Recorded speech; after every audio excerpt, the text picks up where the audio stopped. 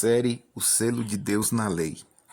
Tema de hoje é a Lei e o Evangelho.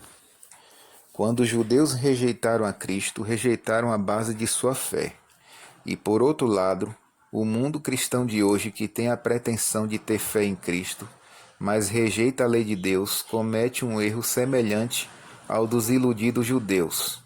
Os que professam apegar-se a Cristo, polarizando nele as suas esperanças, ao mesmo tempo que desprezam a lei moral e as profecias, não estão em posição mais segura do que os judeus descrentes.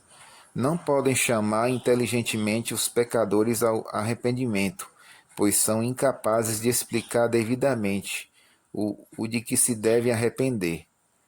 O pecador, ao ser exortado a abandonar seus pecados, tem o direito de perguntar: o que é o pecado?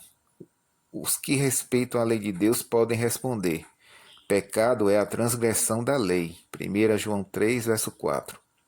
Em confirmação disto, o apóstolo Paulo diz: eu não conheceria o pecado se não fosse pela lei. Romanos 7, verso 7. Unicamente os que reconhecem a vigência da lei moral podem explicar a natureza da expiação. Cristo veio para servir de mediador entre Deus e o homem, para unir o homem a Deus, levando-o à obediência à sua lei. Não havia e não há na lei poder para perdoar o transgressor. Jesus, tão só ele, podia pagar a dívida do pecador. Mas o fato de que Jesus pagou a dívida do pecador arrependido não lhe dá licença para continuar na transgressão da lei de Deus. Deve ele daí por diante viver em obediência a essa lei. A lei de Deus existia antes da criação do homem, ou do contrário, Adão não podia ter pecado. Depois da transgressão de Adão, não foram mudados os princípios da lei, mas foram definitivamente dispostos e expressos de modo a adaptar-se ao homem em seu estado decaído.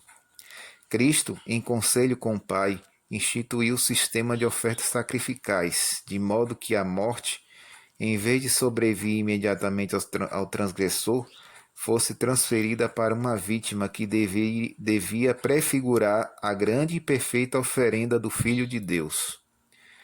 Os pecados do povo foram, em figura, transferidos para o sacerdote oficiante, que era um mediador para o povo.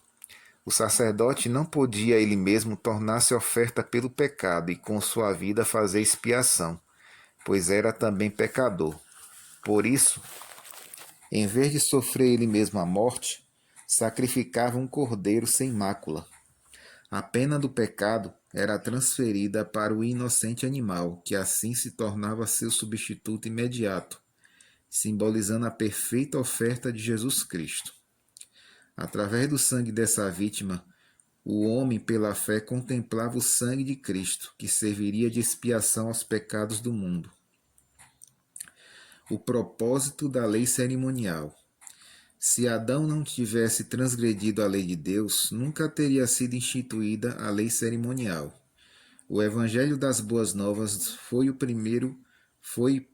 primeiro dado a Adão na declaração que lhe foi feita de que a semente da mulher havia de esmagar a cabeça da serpente, e foi transferido através de gerações a Noé, a Abraão e Moisés.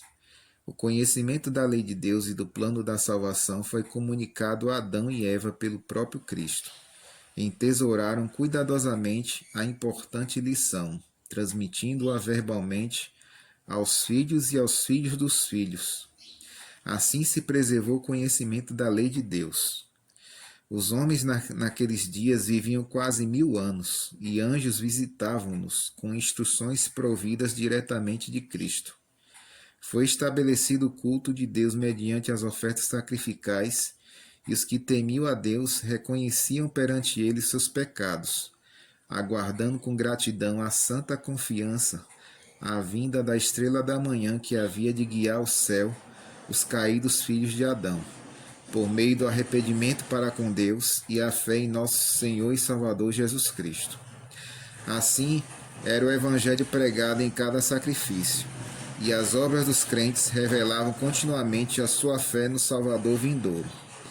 Disse Jesus aos judeus: porque se vós cresces em Moisés, creríeis em mim, porque de mim escreveu ele. Mas se não credes nos seus escritos, como crereis nas minhas palavras? João 5, versos 46 e 47. Era, porém, impossível a Adão, por exemplo e preceito, deter a onda de miséria que sua transgressão trouxera aos homens. A incredulidade insinuou-se no coração dos homens. Os filhos de Adão apresentam os dois rumos seguidos pelos homens em relação às reivindicações de Deus. Abel viu a Cristo prefigurado nas ofertas sacrificais.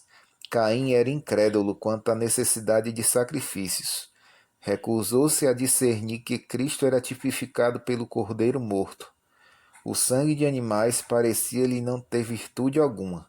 O evangelho foi pregado a Caim, assim como para seu irmão, mas foi-lhe um cheiro de morte para a morte, visto como não reconheceu no sangue do cordeiro sacrificial a Jesus Cristo, única provisão feita para a salvação do homem. Nosso Salvador, em sua vida e morte, cumpriu todas as profecias que para ele apontavam, e foi a substância de todos os tipos e sombras apresentados. Ele guardou a lei moral e exaltou-a, satisfazendo as suas reivindicações, como representante do homem. Aqueles de Israel que se volveram ao Senhor e aceitaram a Cristo como a realidade simbolizada pelos sacrifícios típicos, discerniram a finalidade daquilo que devia ser abolido. Todos tenham um ótimo dia.